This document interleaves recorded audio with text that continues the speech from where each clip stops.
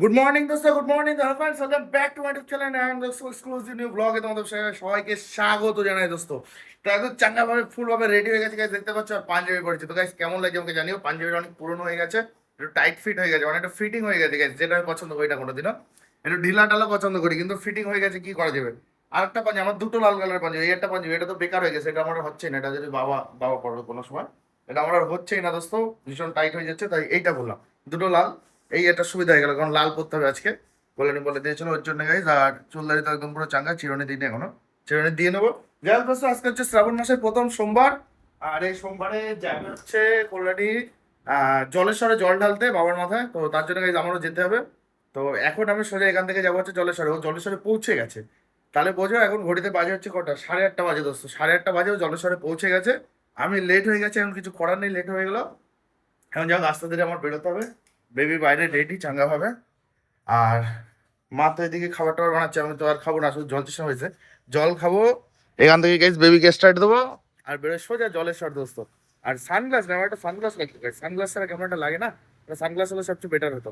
Baby guys full ready, শুধু কালকে বৃষ্টি হয়েছিল তো একটু একটু কাদা লেগে রয়েছে, কিন্তু এখন মোছার টাইম নেই দোস্ত। এই দেখো একটু একটু কাদা লেগে রয়েছে, কিন্তু এখন মোছার টাইম নেই, জাস্ট এখন বেরোবো জয় শ্রীরাম বলে। বাড়িতে আর লেট না করে গাইস, ফুল হয়ে গেছে, গামছাটা মা দিল। এটা হচ্ছে গামছা না, উত্তরীয় বলে, উত্তরীয় গাইস, এটা ভালো দেখায়। তো মা বলছে এটা পড়ে যা।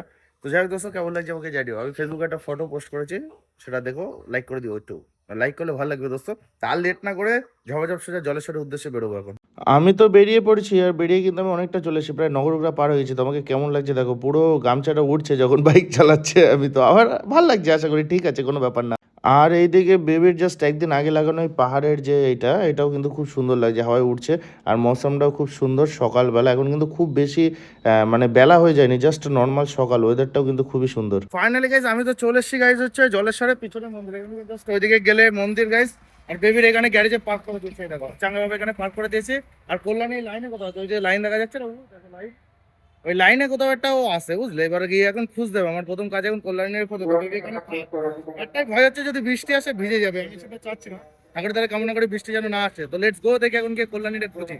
যাক, আমার বেশি সময় খুঁজতে হয়নি গাইজ, জাস্ট একটু হাঁটাহাঁটি করাতে কিন্তু আমি পেয়ে গেছি। আর কি সুন্দর অপূর্ব লাগছে দেখো, জাস্ট আমি চোখ ফেরাতে পারছি না, এত সুন্দর লাগছে। আমি প্রথমে চিনতেই পারছিলাম না এই লাইনে দাঁড়িয়ে আছে, সেই ওই পিছনে কোথায় লাইনে দাঁড়িয়েছিল, ওই পিছনে এতটা চলে এসছো লাইন থেকে। আমি আসার সাথে সাথে গাইজ আমাদের দুজনকে কপালে দেখো কি দিয়েছে, কিন্তু আমারটা টেরা করে দিয়েছে দেখো, হালকা টেরে গেছে, কিন্তু এই পাগল হলো নাকি বুঝলাম না। লাইন দিয়ে দাঁড়িয়ে থেকে থেকে কিন্তু আমরা চলে এসেছি মন্দিরের গেটের কাছে দোস্ত। আর এই হচ্ছে মন্দিরের গেট, মানে মন্দিরের ভিতরে প্রবেশ করার গেট। তো এখন এখানে ঘন্টা বাজানো হবে, তো কল্যাণী ঘন্টা বাজাচ্ছে দেখো কেমনভাবে। এত উঁচুতে ঘন্টা না, একটা ফ্রেমে আমি আনতে পারছি না, লাইনে দাঁড়ানো, খুব কাছে কাছে দাঁড়ানো ওর জন্য। গেটটা ক্রস করে জাস্ট আমরা একটু ভিতরে এসেছি, তো ভিতরে এসে দেখি অতটাও ভিড় নেই বা অতটাও চাপ নেই, কিন্তু লাইন দিতে দিতে আমরা কিন্তু অনেকটা কাছে চলে এসেছি, জাস্ট আরেকটা উপরেই মন্দিরের ভিতরে ঢোকা শুরু করবো। তো তার জন্য কল্যাণী কিন্তু রেডি হচ্ছে, প্রস্তুতি হচ্ছে সব কিছু। জলের যে এটা হচ্ছে গঙ্গার জল, আর ওইখানে ডালা সাজাচ্ছে। তারপরে এই যে গ্লাসটা আছে, এই গ্লাসের ভিতরে দুধ ছিল, দুধ কিনেছে, সেই দুধ দিয়ে ওর ভিতরে একটু গঙ্গার জল দিয়ে, মধু দিয়ে, তারপরে সব কিছু দিয়ে গাইজ ওই যে ওটা মানে রেডি করছে পুরো, যে শিবের মাথায় জল ঢালার জন্য। অ্যাকচুয়ালি আমি তো জানি না ওর ভিতরে কী কী আছে, কী দেখি বিষয়, কিন্তু আমি দেখেছিলাম মধু দিচ্ছিল, ঘি দিচ্ছিল, এইসব কিছু দিয়ে, প্লাস ওই ডালা যে প্লাস্টিকগুলো আছে, প্লাস্টিক নিয়ে যাওয়া যাবে না, এই সব কিছু দিয়ে সুন্দরভাবে গোছাচ্ছিল। তো গোছাক, আর আমরা আস্তে আস্তে ভেতরে। এখানে আসার পর থেকে তেমন বাঘ আমি দেখলাম না, কিন্তু মন্দিরের পাশে আমি কিছু দেখলাম, যারা বাঘ রেখে ওখানে রেস্ট করছে। আর এইদিকে হচ্ছে নন্দী আছে এখানে বসে, নন্দীকে সবাই মিলে জল ঢালছে। তো আমরা আরেকটু সামনে গিয়ে গিয়ে যাবো, মন্দিরের ভিতরে ঢুকে যাবো। কিন্তু তো মন্দিরের ভিতরে চলে এসেছি, মন্দিরের ঘন্টা বাজানো হচ্ছে। আর কল্যাণ দেখো হাইটে পাবে না, এটা হাস্যকর বিষয় হবে, এখানে খুবই এন্টারটেনমেন্ট হচ্ছে, দেখো হাইটে পায় না, লাভ দিয়ে ও ঘন্টাটা বাজাবে। যাই হোক, ইটস মাই ওয়াইফ, কিছু বলার নেই, লাস্টে আমাকে বকা দেবে। আমরা মন্দিরের ভিতরে ঢুকে, মানে শিব মন্দিরের ভিতরে ঢুকে মাথায় জল টল ঢেলে সব কমপ্লিট করে এখন এসেছি পাশে কালী মন্দিরে দোস্ত। আর কালী মন্দিরটা এখনও প্রপার হয়নি, তাই এখানে পাশে রাখা আছে।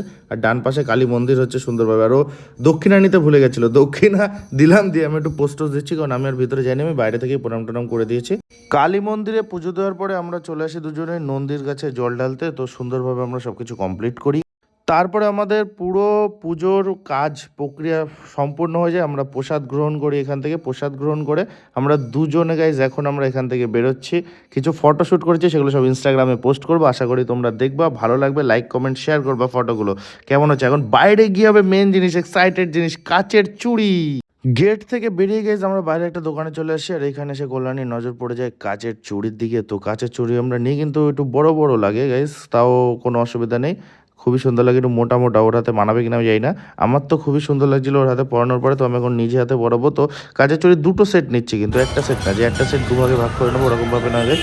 এক হাতে এক সেট, এক হাতে এক সেট, তাহলে আরও বেশি থাকলে দেখতে সুন্দর লাগবে। তো আমি আর পড়াতে পারলাম না, ভেঙে যাবে বলে ও নিজে হাতেই কিন্তু পরে নিচ্ছে। তো দুই হাতে কাচের সেট পরে নিক চুড়ি। চুড়িও পড়া কমপ্লিট। তো এখন আমরা যাচ্ছি আবার বেবির কাছে দোস্ত। আর আমাদের কেমন লাগছে তোমরা কিন্তু কমেন্ট করে জানিও। আর সবাই হাঁ করে তাকিয়ে দেখছে আমাদের। তো গাইস চলে এসেছি আবার বেবির কাছে, এখন বেবিকে বের করতে হবে। বেবির চারপাশে গাড়ি ছিল না, এখন আবার গাড়ি চলে আসছে। তো যাই হোক, ঘটনা ওইটা বড় কথাটা। বেবিরে বের করি, বৃষ্টি হয়নি, এটাই সবচেয়ে বড় কথা। তো এইখানে কাদা লেগে গেছে, এসব আমার পছন্দ না, গাড়ি নোংরা রাখা। এখন বেবিটা বের করি এখান থেকে। গ্যারেজে পেমেন্ট করে বেবিকে বের করে নিয়ে কিন্তু আমরা বেরিয়ে পড়েছি। তার কারণ ওয়েদার আস্তে আস্তে খারাপের দিক চলে যাচ্ছে গাইস। মেঘলা মেঘলা ওয়েদার হচ্ছে, সামনে দেখবা তোমরা মাথা খারাপ হয়ে যাবে। দেখো সামনে মেঘলা মেঘলা ওয়েদার হচ্ছে। তো ওর জন্য গাইস আমরা লেট না করে সোজা এখন আমরা বাড়ির উদ্দেশ্যে যাচ্ছি। বাড়ির উদ্দেশ্যে মানে হচ্ছে আমরা প্রথমে যাব হচ্ছে কল্যাণীদের বাড়ি, মানে কল্যাণীকে সবার প্রথমে লাভাবো, তারপরে আমি ওখান থেকে যাব আমার বাড়ি। ওয়েদার খারাপের কথা বলতে না বলতেই গাইস কিন্তু বৃষ্টি চলে এসেছে, আর আমরা হালকা একটু ভিজেছি, কারণ আমরা গলিগালার ভিতর দিয়ে যাচ্ছিলাম, দাঁড়ানোর জায়গা পাচ্ছিলাম না। তো এখানে একটা দাঁড়ানোর জায়গা পেয়েছি, আর ওইখানে বসে আছে, আর বেবিকে ওই পাশে রাখা। বাইরে দেখো তুখর বৃষ্টি হচ্ছে, তুখর বৃষ্টি দোস্ত। এই হচ্ছে ঘটনা। যাই হোক, এখানে দাঁড়িয়েছি, এটাই অনেক, নাই পুরো ভিজে যেতাম আমরা। বৃষ্টিটা একটু কমেছে, জাস্ট একটু কমেছে বৃষ্টিটা। দেখো ওয়েদারটা, আকাশটা পুরো জল জল করে দিয়ে গেছে। এখন বেরোবো, বৃষ্টিটা একটু কমেছে, খুব সুন্দর লাগছে।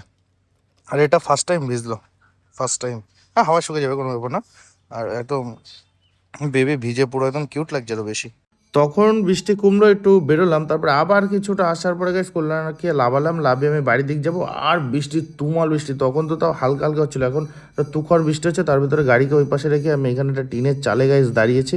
এই বৃষ্টি থামবে বলে মনে হয় না, তো ভিজে ভিজে যেতে হবে আমি যা ভাব। সেই যে দেখলে ওইখানে দাঁড়াইছিলাম নিমতলা নগরুকরার মিডিলে এক জায়গা বৃষ্টিতে, সে বৃষ্টি কিন্তু এখনো থামেনি। আমি গাইস বাড়ি চলে এসেছি, দেখো মা রান্না করছে, আমি পুরো ভিজে, পুরো ভিজে বাড়ি চলে এসেছি। গাড়ি রাস্তায় রেখে এসেছি, রাস্তায় মানে যেখানে রাখার জায়গা আছে ওখানে রেখে এসেছি। পুরো ভিজে একাকার দোস্ত, জল tap tap tap tap tap tap করে পড়ছে।